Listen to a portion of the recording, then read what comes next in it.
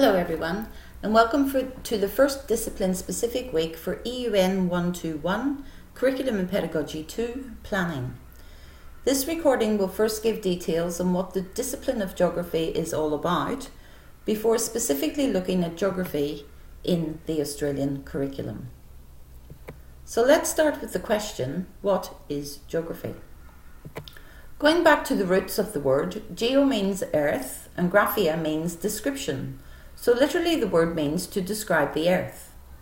Now when you were at school, and indeed in some places today, there is still a very old traditional point of view for geography. What is the capital of? Lists of capes and bays.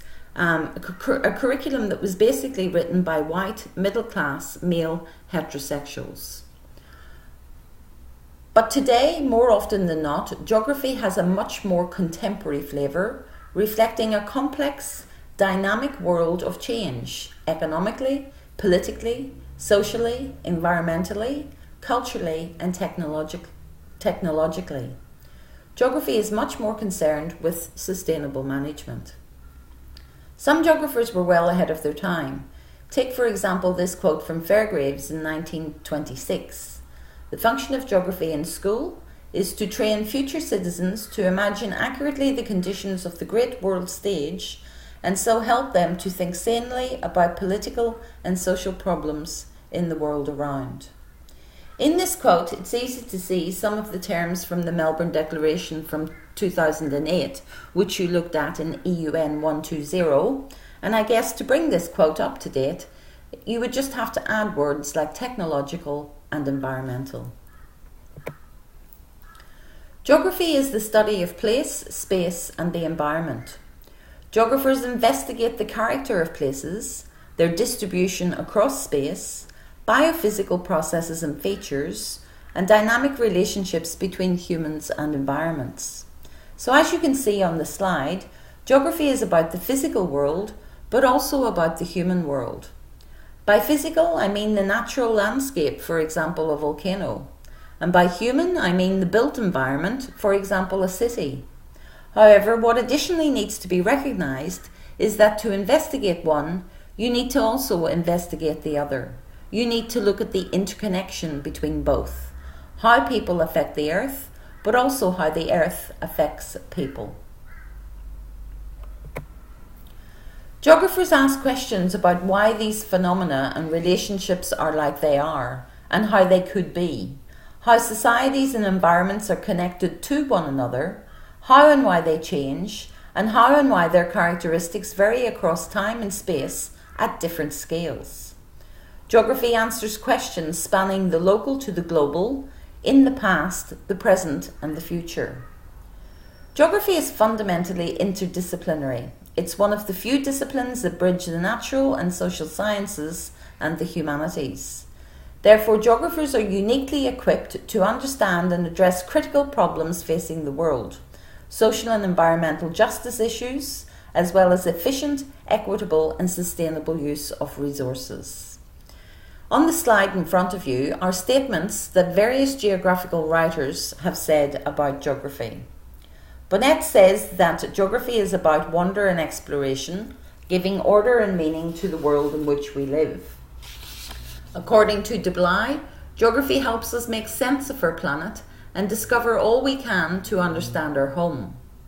Well-known geographers from the UK, Catling, Wiley and Butler, comment on how wide-ranging and interdisciplinary the subject is, saying that it involves observation, investigation, organisation of imagination and empathy. And lastly, writers closer to home from Australia define geography as the study of places, their biophysical and human characteristics, their interconnection and interdependencies, and their variation across space. In 2007, the National Committee for Geography suggested that Australians need geography. Indeed, it's always been a fight to maintain geography's position in the curriculum, and these were the reasons that were put forward. Geography was said to build a sense of our national identity and of Australia's place in the world. To understand Australia, we need to understand its geography. Geography helps us make decisions about the big issues that affect our quality of life and our landscape. Geography nurtures our natural curiosity in and appreciation of the world's people and places, from the local to the regional to the national and beyond. Geography creates spatially literate students. It helps develop competencies which are essential for the workplace, leading to various careers such as urban planning and resource management.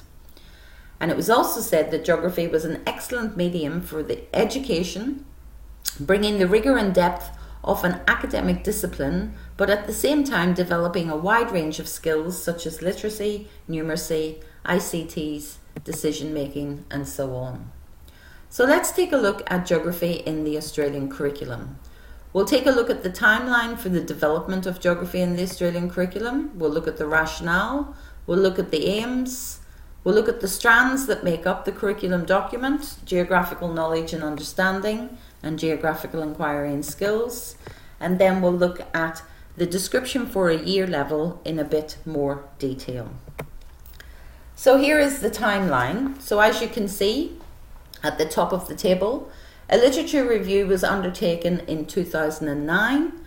And then for the next 5 years, there were many draft papers, consultation papers and reports that took place until the last election, where the Labour government lost to the Liberal government, and there were some changes in how geography is offered in schools. And you can see at the bottom there the implementation of HASS in the primary school. So this is what the rationale says. Geography is a structured way of exploring, analysing and understanding the characteristics of the places that make up our world. It addresses scales from the personal to the global and time periods from a few years to thousands of years. Here are some of the aims that you would have found in the document that I asked you to look at in the pre-workshop learning, and I've swapped some of these aims around. But one of the aims is that geography develops a sense of wonder, curiosity and respect about places, people, cultures and environments throughout the world. Another aim is that it gives a deep geographical knowledge of your own locality. So that includes around where you live, but also Australia, the Asian region and the world beyond. Some of the other aims, that it makes students critical and creative thinkers by using the geographical inquiry method. It turns out informed, responsible and active citizens who can contribute to the development of an environmentally and economically sustainable and socially just world.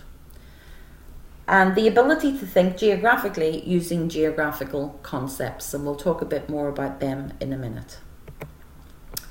These are the concepts, and in order to understand geography properly, you need to understand these big ideas that underpin the subject. So let's take a look at the strands. So basically, there are two strands. The first one is geographical knowledge and understanding. And geographical knowledge and understanding is made up of subject content, so things like rivers or cities, and the concepts, those things that I've just been talking about, the big ideas that underpin the subject, like place, scale, environment, and so on. The second strand, and we'll look at that next week, is geographical inquiry and skills. And inquiry is the method by which we study the subject. So if you were to look at a whole year level in detail, you've basically got geographical knowledge and understanding, and you will find the subject content in what are called content descriptors or content descriptions. And then there are further information about the content descriptors in what are called elaborations. And you might have come across these in your first teaching area, your second teaching area, when you were looking at that in EUN 120. And then inside the cloud are those concepts, the big ways of thinking in geography. And they include scale, environment, place, space, interconnection, sustainability and change. And then you put that together with your second strand, which is your geographical inquiry method. And the inquiry method is outlined here. Observing and questioning and planning, collecting, recording, evaluating and representing, interpreting, analysing and concluding, communicating, reflecting and responding. And I'm sorry, that should actually say week 4 there, because that's what we're going to look at next week. So here is the content knowledge for each year, and you can see that each year is divided into 2 topics. So water in the world, place and livability for year 7, landforms and landscapes and changing nations for year 8, biomes and food security and geographies of interconnections for year 9, and environmental change and management and geographies of human well-being in year 10. And we're probably going to use more examples from year 9 and 10 in this unit. These are these big concepts. So it's the ability to think geographically. They're the big ideas or the underpinning concepts that in order to think geographically, you need to understand. And Malcolm McInerney from AGTA, which is the Australian Geography Teachers Association, describes concepts in 2 different ways. So the first one is a descriptive concept and the second one is an analytical one. So if you look up the dictionary, you'll find out that the word concept means a general notion or a big idea. It's something formed by mentally combining all its characteristics or particulars. In other words, it is a construct. So descriptive concepts are also known as substantive concepts. So those are your objects or events or people. So things like cities or volcanoes, wetlands or urbanization. Whereas the analytical concepts, sometimes they give you a way of thinking about the substantive concepts, such as place and scale and so on. They are sometimes also known as abstract concepts. So the concepts are the lens or the key to thinking geographically. They provide a framework and a common language in order to think geographically. And this work here is from Malcolm McInerney. And he says that in order to understand geography, you need to understand these big ideas. And these are our big ideas. And as you can see from this slide, it's very hard to look at them separate from each other.